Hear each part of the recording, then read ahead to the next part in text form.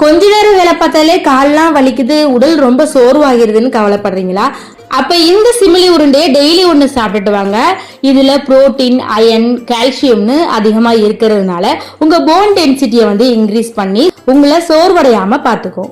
இந்த உருண்டை செய்யறதுக்கு 3/4 கப் ராகி மாவை இந்த மாதிரி உப்பு சேர்த்து சப்பாத்தி மாவு மாதிரி பிசைஞ்சு எடுத்துக்கோங்க. ஒரு கடாயில 3/4 கப் வேர்க்கடலை, 1/4 கப் வெள்ளை எள்ளு இல்லைன்னா கருப்பு எள்ளு சேர்த்து இந்த மாதிரி வறுத்து எடுத்துக்கோங்க. இந்த ரெண்டையுமே தனித்தனியா வறுத்து வேர்க்கடலையோட தொலியை மட்டும் நம்ம எடுத்து வச்சுக்கலாம். இப்போ ஒரு தோசை கல்லுல கொஞ்சமா நெய் விட்டு நம்ம பிசைஞ்சு வச்ச ராகி மாவை இந்த மாதிரி தட்டி எடுத்துக்கலாம். இந்த அடைய பாத்தீங்கன்னா சின்ன சின்ன பீசஸா இந்த மாதிரி பிச்சு போட்டுட்டு ஒரு மிக்ஸி ஜார்ல இதை சேர்த்துக்கலாம். இதோட பாத்தீங்கன்னா நம்ம தொலி எடுத்து வச்ச வேர்க்கடலை, 3/4 கப் அளவுக்கு நாட்டு சக்கரை, 1/4 கப் அளவுக்கு நம்ம வறுத்து வச்ச வெள்ளை எள்ளு இல்லைன்னா கருப்பு எள்ளு நீங்க சேர்த்து நல்லா அரைச்சு எடுத்துக்கோங்க. இந்த மாதிரி கொரகொரன்னு வரும். இதை பாத்தீங்கன்னா கையில நல்லெண்ணெய் இல்லைன்னா நெய் சேர்த்து நல்லா உருண்டை பிடிச்சுக்கோங்க.